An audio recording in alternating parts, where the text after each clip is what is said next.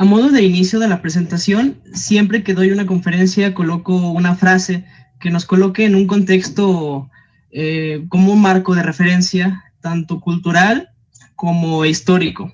Entonces, creo que la mejor referencia que tenemos hoy en día para la filosofía de la ciencia es Mario Bunge. Mario Bunge es un filósofo, pero que también, además de filosofía, estudió física. Entonces, Mario Bunge, en uno de sus tantos libros, La ciencia, su método y su filosofía, escribe la frase: la cultura social y personal se tornan en suma cada vez más científicas. Hace un siglo quien ignoraba la Ilíada era tildado de ignorante. Hoy lo es con igual justicia quien ignora los rudimentos de la física, de la biología, de la economía y de las ciencias formales. Con razón, porque estas disciplinas nos ayudan mejor que Homero a desenvolvernos en la vida moderna y no solo son más útiles, sino que también son intelectualmente más ricas. Creo que es muy claro lo que nos quiere decir Mario Bunge. En algún momento en que lo único que tenía la humanidad, la forma más grande de humanidad, las creaciones más grandes eran las creaciones literarias, pero hoy en día tenemos creaciones millones de veces más grandes y con un impacto gigante. Entonces, el hecho de que una persona todavía hoy en día, siglo XXI, octubre de 2020, siga creyendo que alguien, por ser alguien afán de la literatura, alguien que ha leído una cantidad de textos novelísticos grande, sea culto, es un error. No por desprestigiar, por supuesto, la literatura, sino para ensalzar una vez más el gran impacto que tiene la ciencia y sobre todo la capacidad de adaptabilidad que nos da a la vida cotidiana. Entonces, Bunge nos refiere una forma de cultura distinta, y esta cultura es la cultura que inició en 1990. Si nosotros nos referimos a qué está pasando hoy en día, hoy 2020, siempre será complicado hablar de la actualidad y sobre todo hablar de tendencias, pero de manera objetiva podemos observar cómo van moviéndose los hilos para poder predecir o al menos describir lo que está pasando. En 1990 ocurre un gran boom, el boom del Internet. Entonces empiezan a aparecer los e-terms, los términos que iniciaban con una I de electronic y se referían a varias áreas del conocimiento y varias áreas de las actividades cotidianas que podían implementarse de forma más eficiente con los usos de los medios electrónicos.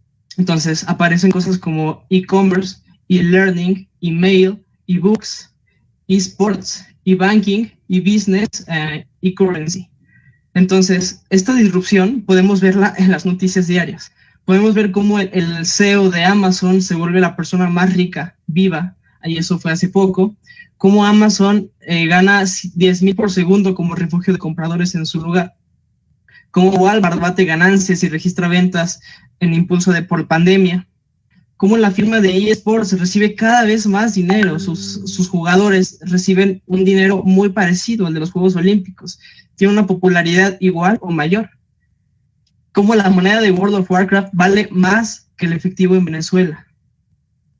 Y ahora vamos un poco más al tema, cómo los adultos con discapacidad intelectual aprenden a usar Internet para mantenerse conectados durante COVID, y cómo el acceso a Internet se ha vuelto un derecho humano y sobre todo una oportunidad no solo de negocio, sino de generar impacto en el mundo real, en el mundo de afuera.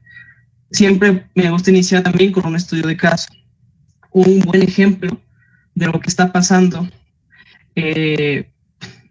a modo de caso particular para explicar más adelante lo que pasa en general. Entonces, esto es telemedicina. Y el ejemplo es de No Physician. Es un artículo que se publicó en 2010 de New York Times, referente, y bueno, me gusta mucho el título que le colocan porque me parece que es muy ilustrativo, y dice: el doctor te verá ahora, por favor inicie sesión.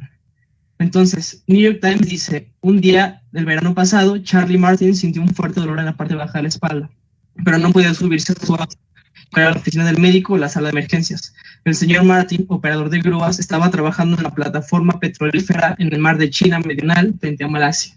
una plataforma aislada en medio de un mar en el que no es posible simplemente ir y regresar del médico. Podría, sin embargo, ponerse en contacto con un médico a miles de kilómetros de distancia por un video bidireccional, usando un estetoscopio electrónico que un paramédico en la plataforma tenía en su lugar. El doctor Oscar Biltinghouse, un médico de medicina de emergencia en Houston, escucha el corazón del señor Martin. El dolor extremo sugirió fuertemente un cálculo renal, dijo más tarde el doctor Biltinghouse. Un análisis en la plataforma. Martin, de 32 años, está de vuelta en el trabajo en la misma plataforma, La Valiente, arrendada por Shell Oil. Dice que está agradecido por poder discutir su dolor en video con el médico. Es mucho mejor que tratar de describirlo en un teléfono, dice el doctor Martin. Entonces, en este ejemplo podemos ver el potencial para empezar la población a la que buscamos atender en primera instancia. Una población que si no se atiende por telemedicina, no se atiende en general. Una población marginada, y vamos a utilizar estrategias, dispositivos, medios, tanto de comunicación como satelitales, como toda la infraestructura que representa Internet, pero sobre todo representamos, este doctor Biltinghouse es un doctor especialista en medicina de emergencias en Houston. Entonces podemos ver también el impacto que es que un doctor en Houston pueda ver a alguien en China meridional, indicar diagnóstico y evaluar. Me salgo de donde estoy, eso sería un gasto importante. Me salgo de la plataforma donde estoy a recibir tratamiento, o tratamiento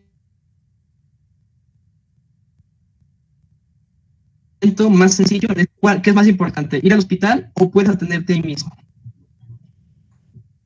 Entonces, hablamos de la palabra sinergia y la definiremos porque es una cosa importantísima en el tema de hoy.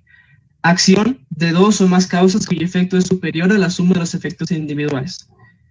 Entonces, si yo sumo los medios de comunicación, los medios de difusión masiva, la infraestructura de Internet, la capacidad satelital que tenemos hoy en 2020, las redes 5G y cosas así, más el conocimiento médico, el conocimiento científico, la capacidad que tiene el médico de sanar a las personas a su alrededor, podemos hacer un medio de sanación masiva, un medio de difusión de receta médica, de diagnóstico médico, de manejo médico, en el que podemos llegar a extremos en el que nunca hubiéramos llegado. Esa sinergia, esos medios de comunicación masiva no se limitan y no se han limitado a solamente el conocimiento médico. De hecho, el conocimiento médico ha brillado por su ausencia en este entorno. Otros medios funcionan sin el médico. Entonces, el hecho de que esta sinergia se haga solamente con los medios de difusión y personas particulares que no saben medicina, que no son expertos en el tema, sin embargo, están difundiendo información tanto sobre el coronavirus como sobre cualquier tipo de manejo médico, esto ha generado el brote de noticias falsas y ha generado una gran cantidad de problemas en el mundo real, en el mundo de hoy, en el que los presidentes no saben del tema de salud y no escuchan a los científicos. Entonces, podemos ver que esto por sí solo está siendo nocivo para la sociedad. Esto en conjunto puede ser una manera de generar cambio de manera increíble. Ahora, para esta presentación siempre voy a colocar abajo las fuentes en donde me estoy basando, y una de las grandes fuentes en la que me baso es una asociación civil en la República Argentina que habla sobre telemedicina.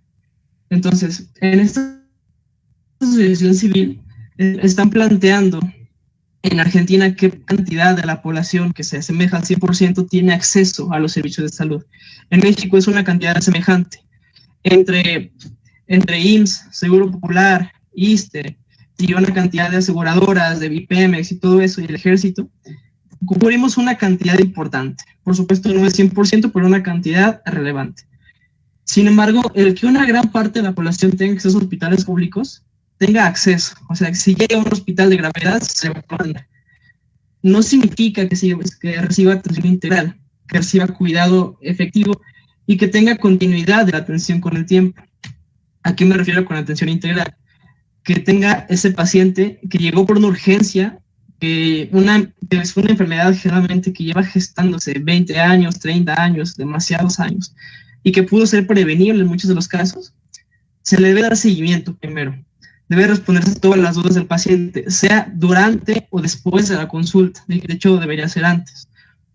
Ajustes en la medicación. Creo que a muchos de sus familiares les ha pasado, es muy popular en cuanto a la hipertensión arterial, que el médico observa una vez la hipertensión arterial, va a colocar un fármaco y ese fármaco debe dosificarse correctamente. Generalmente la primera dosis va a hacer que la persona se caiga, va a hacer que la persona tenga hipotensión ahora. No, se sienta mal, le duele la cabeza, no se pueda parar en un rato. Y esta persona, lo primero que hace, dejar de tomarse el tratamiento.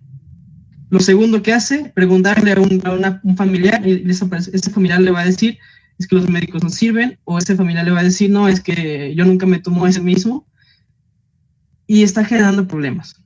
Sabemos, los médicos, que cuando damos un fármaco, debemos dosificarlo y dar un seguimiento adecuado. No es posible. A veces no es posible por la cantidad de gente que tenemos en el hospital, por la cantidad de citas que tenemos, que si bien tengo que revisar a los 2 días que ese fármaco está haciendo el efecto que yo necesito, pues la agenda la tengo dentro de 20 días. Entonces no es posible y se omite. Reforzar medidas no farmacológicas y guiar al paciente a hacer ejercicio, no dejarlo haciendo ejercicio solo, porque eso también puede ser dañino para él. Hacer una dieta adecuada, hacer cambios farmacológicos como tomar menos o más café, como consumir tal fármaco, no consumirlo, una cantidad de cosas que son sencillísimas de hacer, que el médico puede indicar en 5 minutos, pero debe ser en el momento en el que esos 5 minutos son efectivos, no en un momento acotado. Entonces, esa atención integral debe ser continuada por el tiempo. A veces tenemos que contar píldoras para saber si el paciente se está medicando correctamente y ha tomado las dosis correctas. Hay que hacer técnicas de cuidado, de automonitoreo, de prevención y cuidados paliativos cuando son pacientes mayores o muy graves. Es de especial relevancia destacar la importancia que ha tenido estos e-terms, esta colocación del prefijo electrónico en las cosas, y lo vemos claramente con las tiendas de abarrotes, en contraste con Amazon, como un ejemplo muy contrastado. Tiene alcance mundial, a diferencia de hace una reducción de gastos, porque gasto menos en traslado, porque gasto menos en despliegue de personal, porque necesito mantener menos rentas, menos compras de lugares específicos, porque tengo fácil gestión, fácil comunicación y es fácil crearlos. Es decir, yo tengo una clínica, un hospital en el centro de León. Hoy yo necesito tener atención en las afueras de León. De una manera tradicional sería construir un hospital completo en la zona. De una manera electrónica o de una manera utilizando estas tecnologías, es simplemente ampliar la cobertura de esa población. Simplemente permitir que esas personas se hagan citas, se conecten al mismo sistema. Es muy sencillo crear nuevas coberturas. Es una inversión mínima, porque un hospital que ya existe o un médico que ya ejerce solamente necesita una computadora y con una conexión a internet. Si acaso tendrá que comprar una cámara o algún tipo de dispositivo para la atención especializada que hace. Sin embargo, es muy sencillo de iniciar. Disminuye barreras de horario. Pero genera conflictos porque una persona debe estar 5 horas seguidas en un consultorio, y es diferente si yo tengo citas específicas para el paciente en el momento que lo necesita. No es que ya me fui, en el momento que lo necesita tengo la posibilidad de conectarme en el lugar donde esté para atenderlo correctamente. Tiene mayor personalización, mejor calidad-precio, menores tiempos de espera y saturación y menor huella de carbono. Los gastos y la que se genera en traslado que se genera en tener luces encendidas, en tener una cantidad de cosas que ustedes ni se imaginan que cuesta mantener un hospital andando, disminuye si solamente tenemos una computadora encendida. Bueno, hay que tomar en cuenta que la telemedicina, esto es como las primeras premisas que voy a colocar, representa una parte, solamente una parte, y no la totalidad de una estrategia sanitaria. Y la telemedicina es medicina. Esa es la segunda premisa que voy a colocar. Se inventa la resonancia magnética. La medicina no empieza a ser medicina por imágenes. Simplemente es medicina que tiene una herramienta más. En el momento que coloco la medicina nuclear, la medicina no empieza a ser medicina nuclear toda la medicina. Es una herramienta más. Una posibilidad más que tengo para atender a los pacientes correctamente en la medida que eso lo necesitan. En el momento que coloco cirugía robótica o cirugía especializada para oftalmología, que son cirugías especialmente complejas, no cambia toda la medicina. Se genera una rama nueva y unas formas específicas, novedosas, de atender a los pacientes, según la conveniencia de ellos.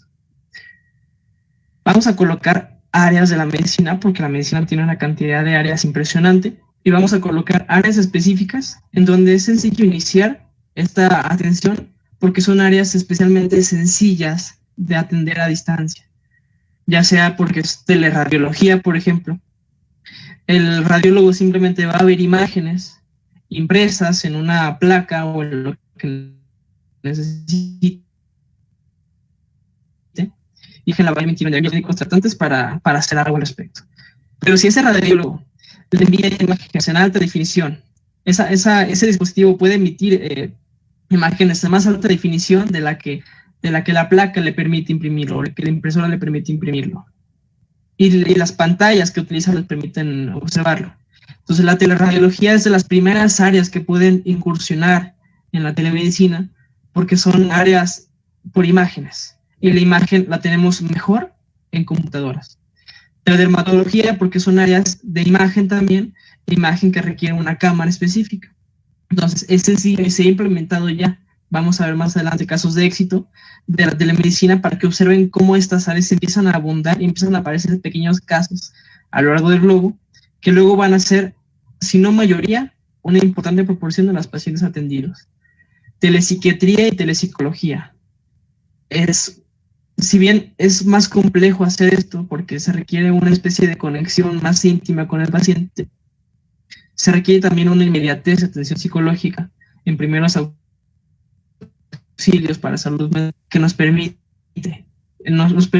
no depender de que estén abiertas las instalaciones, no depender de que el paciente viaje 3 horas, ya no tiene una crisis de pánico, ya no tiene crisis de ansiedad. Esto es increíble, y ese contacto cercano le da una confianza al paciente que requiere una psicología que nos permite llegar a otra dimensión. Telepatología, esto es observar los tejidos para ver si son cancerígenos, si tienen alteraciones por inflamación, por cualquier tipo de cosa. Teleconsulta, cosa que veremos que tiene implicaciones legales y pues funcionales distintas a las que tiene la consulta habitual, pero se asemeja mucho y depende de la creatividad y del desarrollo que tenga esta telemedicina, cómo se puede realizar. Telemonitorización en unidad de cuidados intensivos. Y esta aparecerá, nos saltará a muchos de ustedes, cómo puede ser cuidados intensivos cuando se requiere reaccionar inmediatamente, el que sea a distancia. Pero esto en los hospitales en que se utiliza, dicen, no sustituye al médico de cuidados intensivos, intensivista. Simplemente es un par de ojos extra, porque yo a distancia estoy monitorizando el pulso del paciente, estoy monitorizando las características que tienen que configurar. Entonces, y a distancia puedo cambiar esa configuración. Entonces, le quita peso al intensivista y le permite hacer estas actuaciones de emergencia y liberarse de otras cosas que no son tan relevantes o que simplemente son monitoreo a distancia. Teleformación. Hoy en día yo me estoy formando como médico a distancia, porque no nos permiten entrar a los hospitales a ciertas personas, porque somos de grados inferiores, digamos, Y también están formándose a los grados superiores a distancia, tanto porque un especialista, que es el que más sabe del tema y que más puede enseñar, está en otro lugar, o porque condiciones como una pandemia no nos permiten llegar a esos lugares o hacen que sea riesgoso para los estudiantes y para los profesores. Y telerehabilitación. Ese tipo de conductas que requieren más que ver al entorno local de la persona, que esté en su casa y yo poder observar al paciente cómo realiza sus actividades diarias, cómo sube las escaleras, cómo camina, esas cosas que son mejores evaluarlas en el entorno en el que vive el paciente y no en una clínica con características particulares. Las áreas de oportunidad de la telemedicina son pacientes en marginación, pacientes con dificultades para la movilidad, pacientes que requieren asesoramiento y seguimiento, que no tienen cultura de prevención o no tienen el tiempo, tanto por los viajes, traslados larguísimos o porque están ocupados, simplemente. Factores de riesgo modificables, enfermedades prevenibles, consultas, pacientes que representan un riesgo para prestar de servicios a otros pacientes, como es infectarnos por coronavirus. Esto es las áreas de oportunidad primeras, las áreas de oportunidad que nos harían decantarnos por teleconsulta por encima de la consulta tradicional. Por supuesto, en las áreas en que no cumplen estos requisitos, la consulta tradicional seguirá predominando. Sin embargo, esta capacidad de consulta mixta nos permite hacer muchísimas cosas con la medicina. Los requisitos para que ustedes en sus casas empiecen a realizar hoy en día telemedicina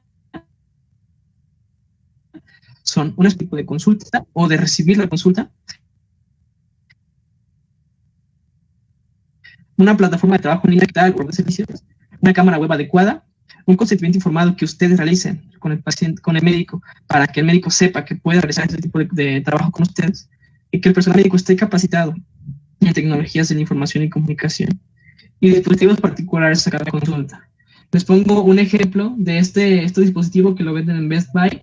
Es un conjunto de formas para hacer telemedicina. De hecho, es hecho para telemedicina, que es un termómetro, un medidor de frecuencia cardíaca, un medidor de saturación de oxígeno, una forma de observar el ojo, de observar el oído. Entonces, esto con la guía del médico y con los dispositivos que nos puedan prestar estos ingenieros y estos expertos en el tema, pueden llegar a hacer cosas increíbles con la medicina de hoy en día.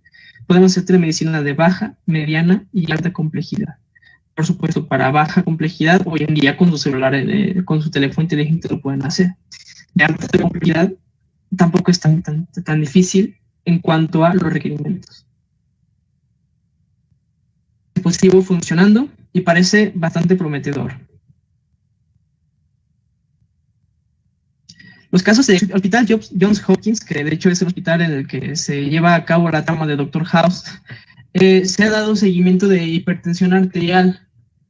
Se ha dado con una aplicación que se llama Corri, que es una aplicación de seguimiento de riesgo cardiovascular, seguimiento de los fármacos que el paciente toma, de monitorización para ver si la hipertensión continúa sin controlarse, si está en niveles controlados, y nos permite educar al paciente, evaluar al paciente a distancia para saber diariamente cómo va mejorando o cómo va empeorando.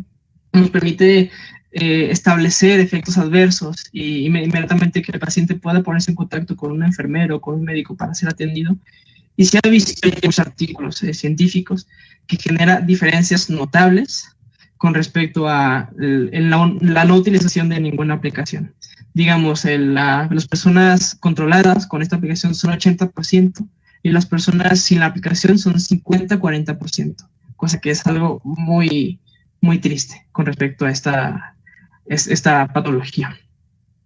La teledermatología en Mendoza, Argentina. Esto resulta de una iniciativa de dermatólogos que decidieron trabajar en conjunto con toda la provincia en Mendoza, Argentina, y decidieron crear una plataforma, se capacitaron en toma de fotografías efectiva, y hacer una teleconsulta que luego se extendió a atender también a los penales o los cerezos en las zonas de alta conflictividad en Mendoza, Argentina, y en diferentes personas. Esto fue un éxito rotundo y hoy siguen trabajando así.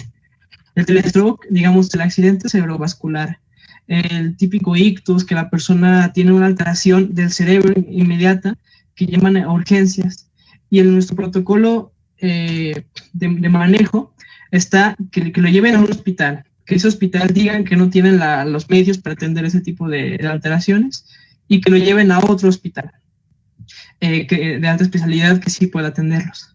Esto genera una pérdida de tiempo que es demasiado grande.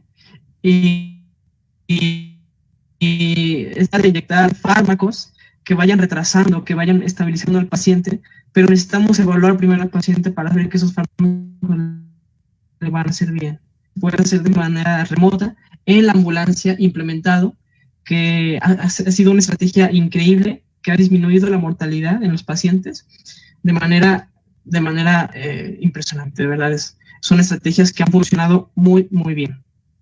La telemedicina en el Hospital de Pediatría Garrahan, esto sobre todo lo han hecho para la formación de pares. Digamos, el Hospital Garrahan es un hospital que era tan bueno que se saturaba. Tenían especialistas de alta gama, pero como eran especialistas de alta gama, todos los hospitales les referían pacientes porque no sabían hacer lo mismo que ellos. Este hospital prefiere formar a los demás hospitales y así desaturarse a sí mismo. Entonces, a través de telemedicina, hace telementoría para enseñar a los otros hospitales cómo hacer el mismo procedimiento o vigilarlos mientras lo hacen para que se certifiquen en hacer procedimientos especiales. Esto es una forma de colaboración entre médicos. Y telepsicología en la universidad en donde yo estudio, la Universidad de Guanajuato. Este es un proyecto que se llevó a cabo, que se inició a llevar a cabo en la Universidad de Guanajuato de forma gratuita a raíz del coronavirus. Ya que los estudiantes aún no se acostumbran directamente a utilizar ese tipo de herramientas, pero ha sido muy gratificante el ver que en mi localidad se empiezan a ver proyectos.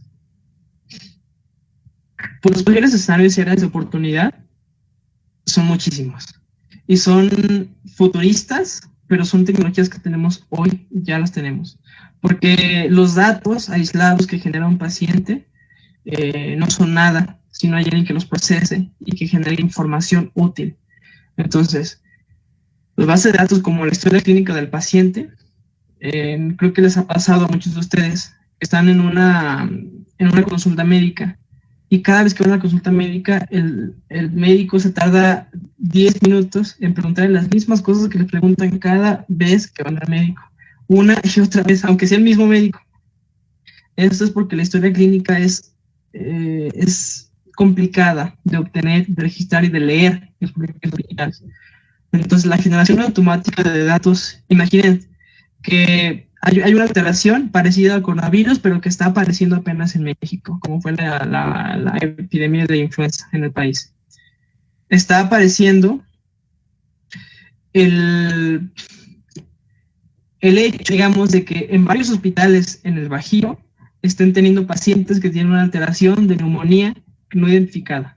Entonces, por el hecho de que lo registré en una historia clínica, y digamos, la base de datos del hospital o la base de datos global del país detecta que hay muchos pacientes en un solo lugar que tienen síntomas semejantes y da un pitazo de pandemia, de manera automática, bueno, no de pandemia, de epidemia, de manera automática en cada lugar del país, cada vez que aparezca algo así.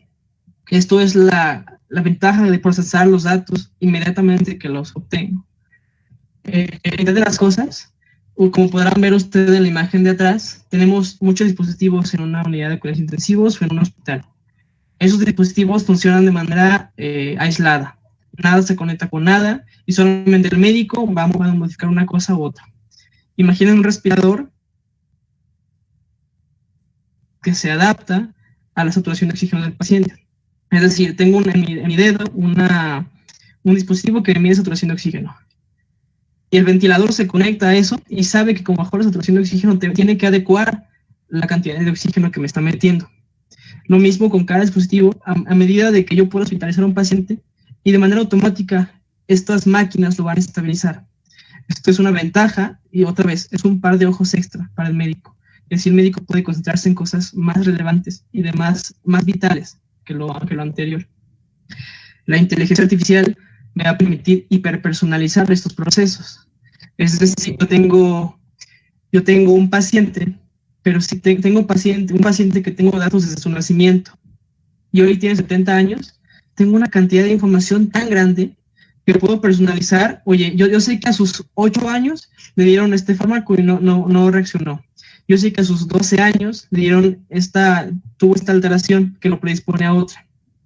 Y a sus 70 años sé específicamente qué fármacos le van mejor, sé específicamente cómo se siente, y a veces puedo predecir si lo llevo siguiendo desde que nació, que a los 70 años va a tener una alteración, porque tiene factores de riesgo. La conducta ha cambiado, porque una cantidad de cosas que puedo calcular y predecir, con solamente guardar y procesar los datos que ya tengo, que ya se están generando y hoy se tiran a la basura. Y automatizar procesos. Les voy a enseñar más adelante aplicaciones que ya existen para hacer diagnóstico, por supuesto no va a sustituir esto al médico, para hacer monitorización, para hacer cuidados medios e intensivos, para hacer abordaje, seguimiento, para hacer cada una de las cosas que hace el médico, pero sobre todo para agendar citas, para realizar procesos automáticos como la entrega de fármacos, el registro de los fármacos que el paciente toma, que si bien en el hospital hoy son 3 horas mínimo de fila para hacer las mismas cosas, de manera automática se pueden hacer eficientes. ¿Cuáles son los obstáculos o limitantes? Según la misma Organización Mundial de la Salud, para México, los obstáculos son para la aplicación de telesalud son financiación e infraestructura. Y cuando habla de México específicamente, dice liderazgo, política, un marco legal y colocar estándares, es decir, calidad al proceso. Solamente eso. No, si se fijan, no hablaron de tecnología, no hablaron de capacidad médica para hacerlo, no hablaron de medios implementables o aplicaciones o teléfonos celulares, ya existe. Simplemente es que haya un liderazgo, desarrollo de estas cosas, que haya una adaptación de la ley y que se verifique la calidad correcta del tema. Más adelante vamos a hablar de manera final sobre la telemedicina, pero vamos a ahondar en un tema que es cirugía robótica a distancia. Me gusta mucho cómo inicia este artículo, también es de BBC, y dice: la tecnología detrás de la cirugía a larga distancia está lo suficientemente avanzada como para expandir su uso y permitir que la gente acceda a distancia. Me gusta mucho cómo inicia este artículo, también es de BBC, y dice: la tecnología detrás de la cirugía a larga distancia está lo suficientemente avanzada como para expandir su uso y permitir que la gente acceda a expertos mundiales y mejores servicios sin tener que viajar. Me refiero a expertos mundiales en el tipo de cirugía específica que tú vas a requerir en algún momento. En 2001 se llevó a cabo la primera operación en de robótica y a distancia, y para el 2025 se van a llevar a cabo en Estados Unidos pruebas para incorporar al ejército de Estados Unidos este tipo de cirugías. Los mismos autores de estos robots inteligentes y de estas clínicas que ya están implementando son otras cosas los que nos detienen: planteamientos éticos y regulaciones, pero ya nada de tecnología nos detiene, tenemos todo para empezar. Entonces, la idea de la cirugía robótica a distancia es, en el país, otra vez hablemos de México, digamos en Ciudad de México, coloquemos un centro de cirugía robótica a distancia con los mejores especialistas tanto de México como del mundo. Que esos especialistas estén congregados en un solo lugar con, digamos, 30 máquinas de cirugía robótica. Entonces, si de pronto una persona en Guanajuato, o en cualquier parte de Monterrey o en cualquier parte de Campeche se enferma y requiere una cirugía de urgencias, se le notifica al doctor que está en Ciudad de México que encienda su equipo de cirugía robótica, se le envía la historia clínica electrónica del paciente, se le dan datos específicos y el médico en Ciudad de México, el mejor del país, puede empezar la cirugía de la persona que está en Campeche. Esto, los médicos de León, Guanajuato, que son mis profesores de medicina, viajan a Houston, Texas cada todo tiempo a operar allá, viajan a Europa a operar allá, viajan a Monterrey a hacer las operaciones allá, o el paciente tiene que viajar hacia acá. Eso genera tanto riesgo para el paciente como costos adicionales para la operación. Todo ese tipo de cosas pueden eficientarse y llegar a lugares donde nunca hubieran llegado, donde la persona ni siquiera sabía que se tenía que hacer una operación y murió de causas prevenibles. Murió simplemente porque no teníamos la implementación de tecnologías que ya tenemos hoy en día.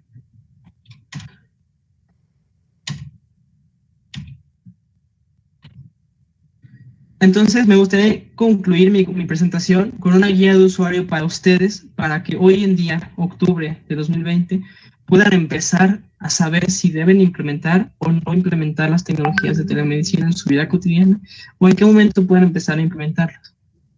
Las conclusiones son que tenemos poca experiencia, poca inversión pública, y la investigación en el país sobre el tema es muy limitada. La poca experiencia, fíjense que no es de los médicos. Muchos médicos están acostumbrados a dar consultas por cualquier medio, por WhatsApp, por Zoom, y los pacientes ya lo están pidiendo.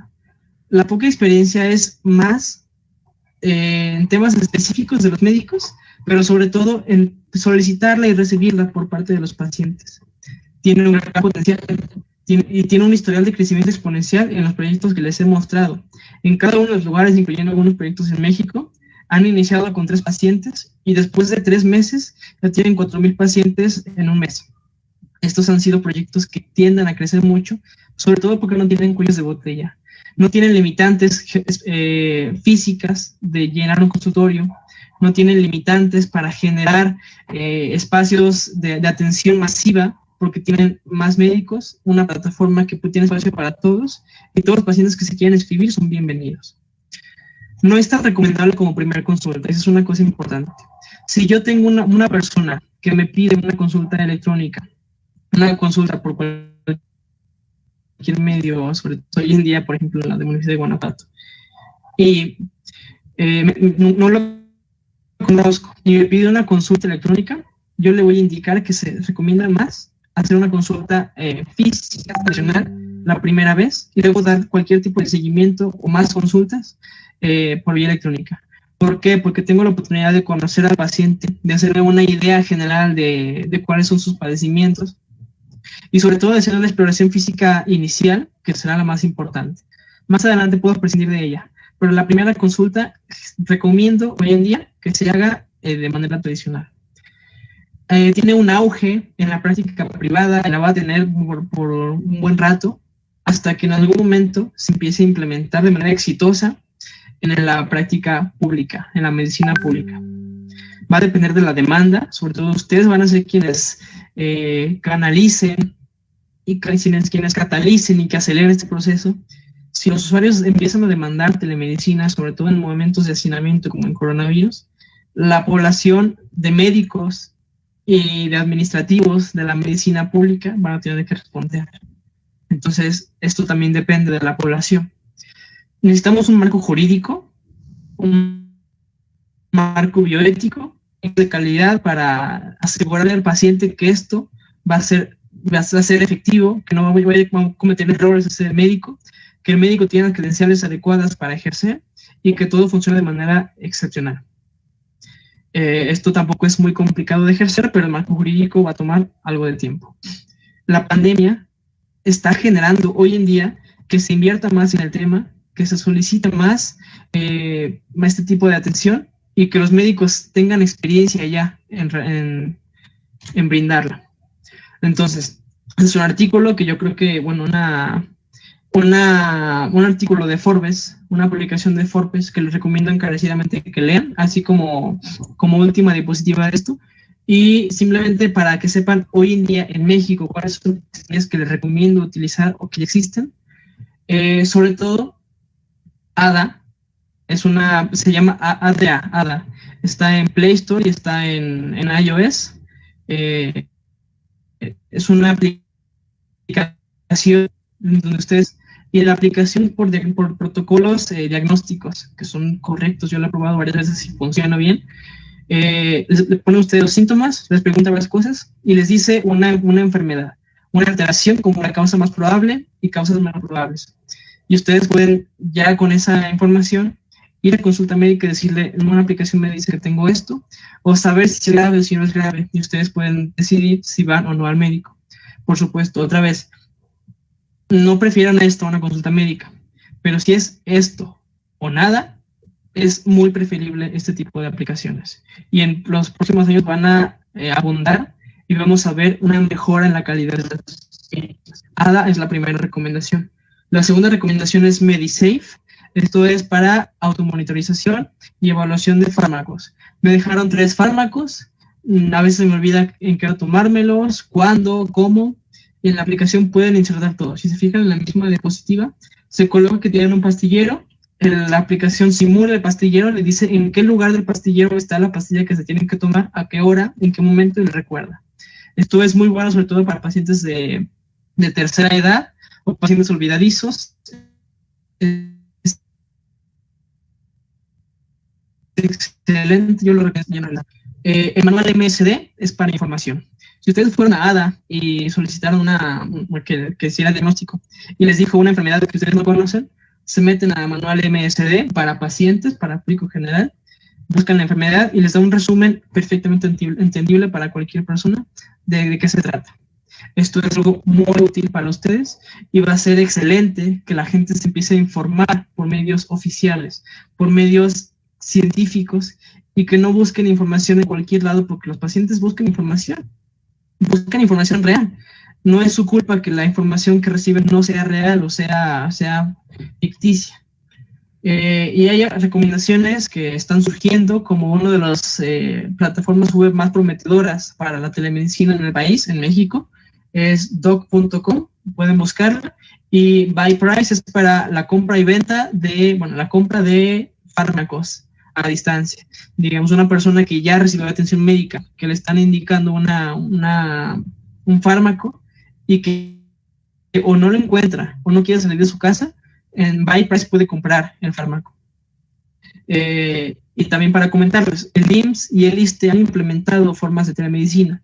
Estas formas no han sido exitosas, no han generado buenos resultados y han sido suspendidos temporalmente. Entonces, si bien ya hay intentos, todavía no acaban de madurar correctamente. Es todo. Creo que queda muy claro que los satélites mejoran la vida, y no sé si tengamos tiempo para preguntas y respuestas. Perfecto, muchas gracias. Ya tenemos varias preguntas en el chat y comenzaré a leerlas. Nos pregunta Paola Hernández: ¿qué pasa si no se cumplen los requisitos para implementar las estrategias telemédicas? Como comenté, los requisitos para consulta telemédica son mínimos, digamos, es tener una cámara, es tener un celular inteligente, de ser posible una computadora, que el médico implemente una plataforma de esto. Si no se cumple, por supuesto que es posible llevar a consulta por WhatsApp, digamos, simplemente con que el paciente me escriba sus síntomas, con que el paciente indique por una llamada telefónica cómo se siente, yo escuchar su voz, pero creo que no son demasiadas las herramientas que se necesitan, y sí, creo que para el tema de salud dentro de poco va a ser más barato darte, como parte del protocolo de salud o de derechos humanos, darte un teléfono celular con una cámara correcta y un micrófono correcto. Más barato eso que intentar hacer que lleguen hospitales a tu comunidad.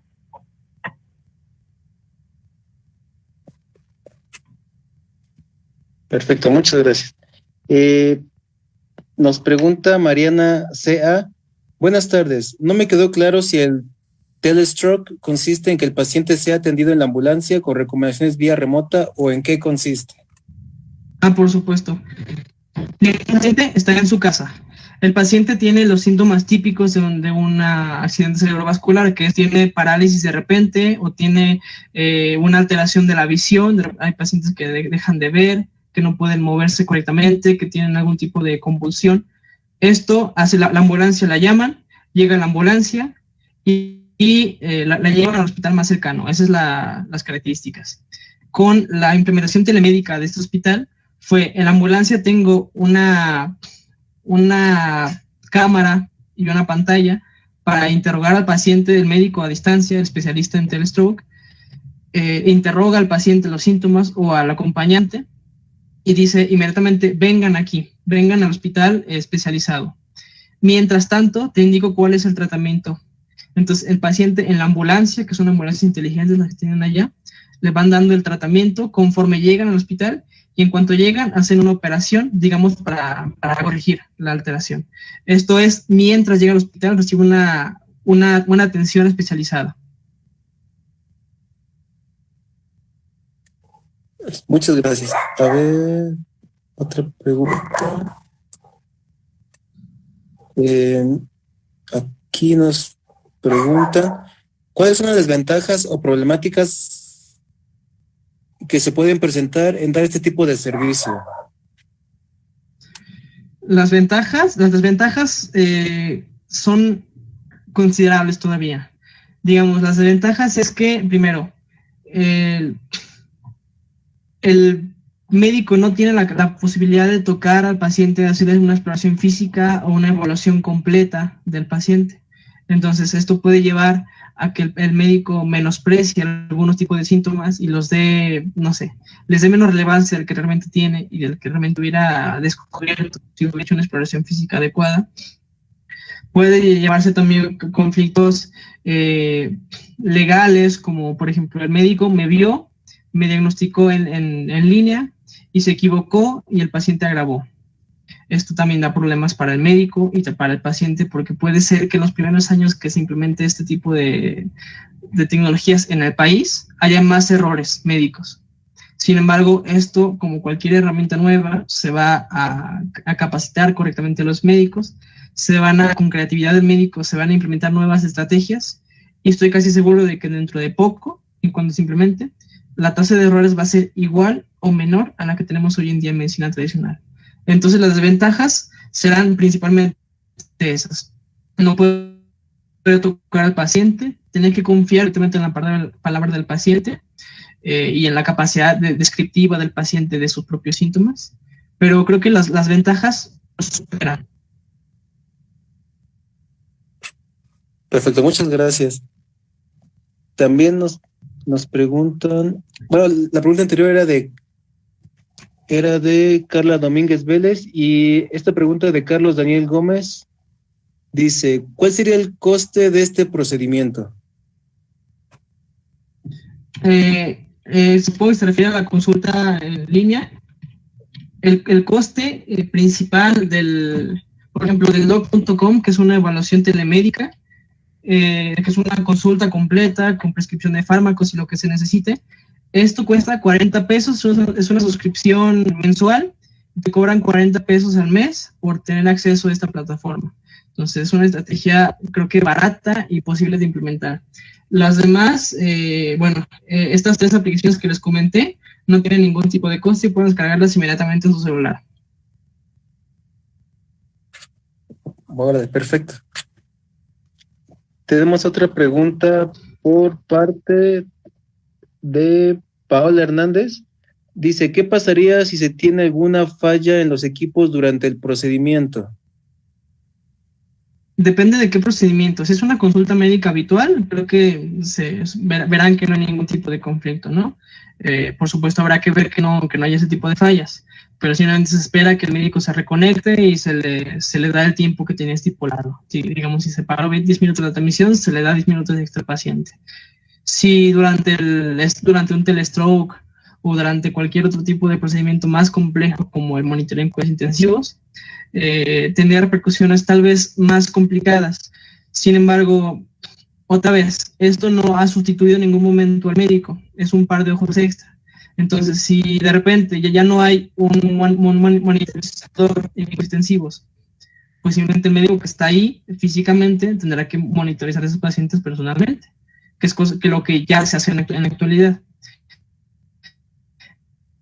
En el telestroke se rompe la atención en la ambulancia. Si ya doy instrucciones, ya no faltan más. Si no he dado instrucciones, se lleva al hospital a seguir los protocolos habituales. Entonces, estos hasta la fecha solo son agregados de la atención médica tradicional, pero como no los han sustituido, no hay tantos problemas en el hecho de que falle alguno de ellos, porque tengo un adicional de respaldo.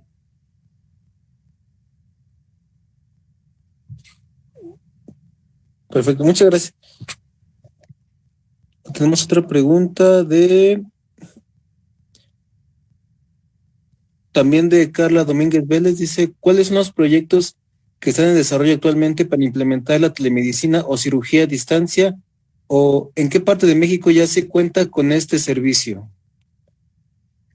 En telemedicina tenemos plataformas, como les comenté, nacionales, como en doc.com.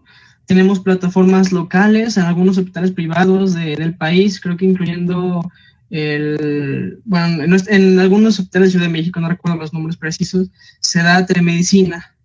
En el ISSSTE, por ejemplo, están dando telemedicina en zonas rurales o marginadas del país como para intentar que estas personas tengan atención. Esto ya ocurre hoy en día.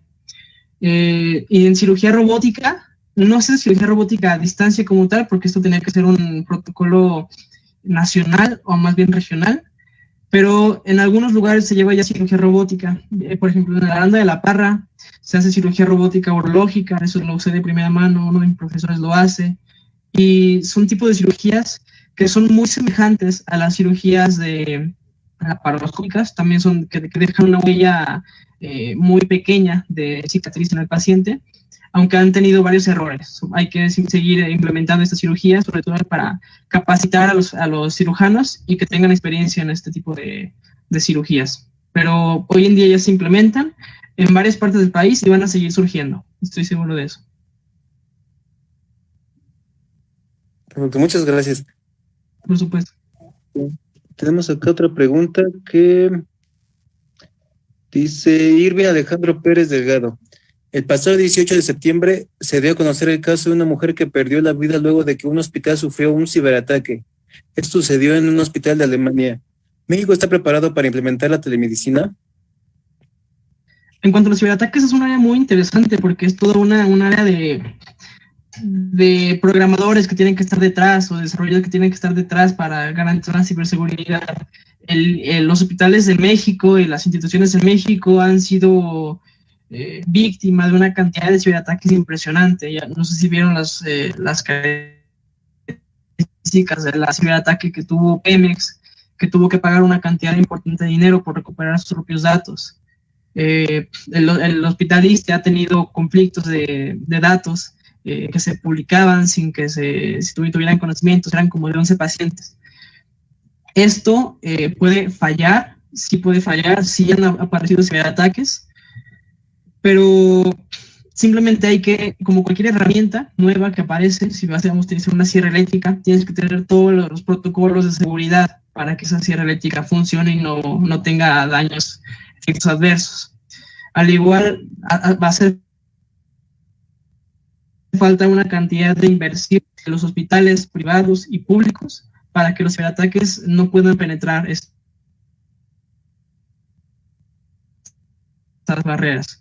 De la seguridad es una realidad más sencilla de llevar a cabo, va por la inversión que representa y por la cantidad de información que se maneje. Hoy en día no se da tanta importancia porque no hay casi nada de información en las bases de datos de los hospitales o en las bases de datos de tal, no estamos acostumbrados al tema. Sin embargo, si empezamos a invertir en el tema, van a disminuir los ciberataques y vamos a tener medidas de respaldo por si ocurren. Muy bien, gracias. Tenemos otra pregunta también de Paula Hernández. Dice, ¿qué países ya están implementando la telemedicina? Hay varios en el mundo. Está implementando la telemedicina de manera básica. Países de Latinoamérica como Argentina, como Uruguay, en Europa, una gran parte de la Unión Europea ya está implementando esto y legislando para que se concedan permisos a los médicos de llevar a cabo estas cosas.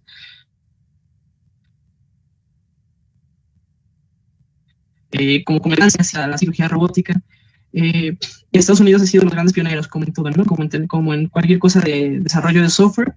Estados Unidos es un gran partido para llevar a cabo estas cosas, y México se ha quedado algo detrás, pero porque el desarrollo de software en México no está no está muy bien financiado y no está muy bien pagado. Sin embargo, se están haciendo estrategias, tanto nacionales, de plataformas privadas, como públicas, para llevarlo a cabo. Excelente. Tenemos otra pregunta de Carla Domínguez Vélez. ¿Cuál es el índice de error que se puede presentar en la implementación de estos servicios?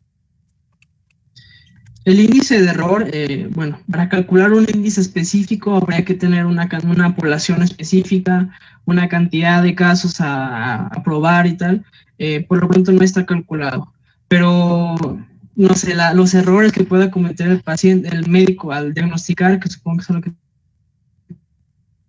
te refieres, es ya 10% más de posibilidad de error en los diagnósticos. Y estos diagnósticos creo que lo puede compensar ese error primero en una consulta, si tengo consulta de seguimiento.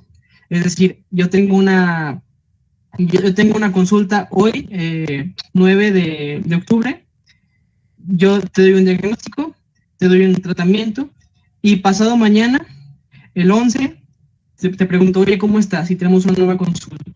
Si me dices no estás mejor, yo adapto.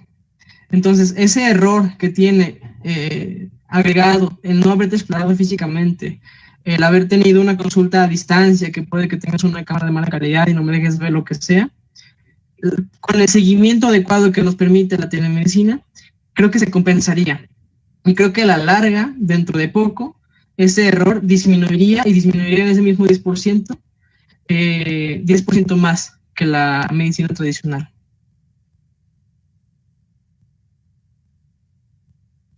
Muchas gracias. Tenemos otra pregunta de Diego Núñez Cruz, que también engloba la pregunta de Elena Celeste López. Dice, en México, ¿en cuántos años se calcula que la telemedicina puede implementarse ya de planta? En México se está implementando ya con esas tecnologías que les comento, se está implementando ya en muchos hospitales privados. Y como les comentaba antes, primero va a tener un auge en hospitales privados, sobre todo como en la pandemia como catalizador.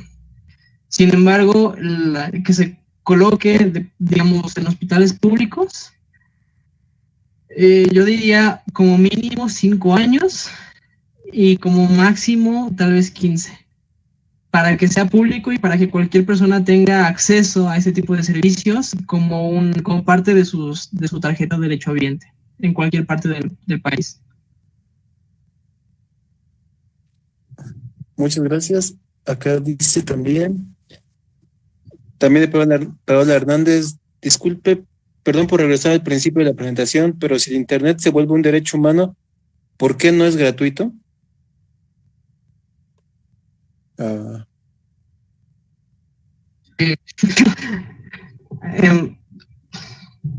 Será por la misma razón por la que el agua no es gratuita, así que bien, si bien deberían serlo, el Estado no ha tenido la capacidad tanto financiera como, no sé, como logística para llevar a cabo por sí mismo estas cosas, y será a través de concesiones. Entonces, no es gratuito porque no hemos tenido la capacidad, digamos, el liderazgo político y la capacidad económica de implementarlo como de lleno, como algo a lo que todos tengan derechos, y que, no sé, por el hecho de que una persona sea mexicana tenga derecho a un teléfono inteligente y conexión estable a Internet, que deberían pasar, pero que en nuestro país no es posible hasta el momento implementarlo.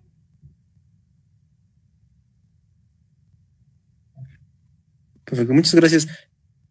Aunque hay varias preguntas, lamentablemente ya se nos acabó el tiempo, disculpen. Entonces, le agradecemos al médico cirujano Diego Lerma Torres por esta asombrosa presentación. Y buenas tardes, perdón. Claro que sí, le mando un gran saludo, hasta luego.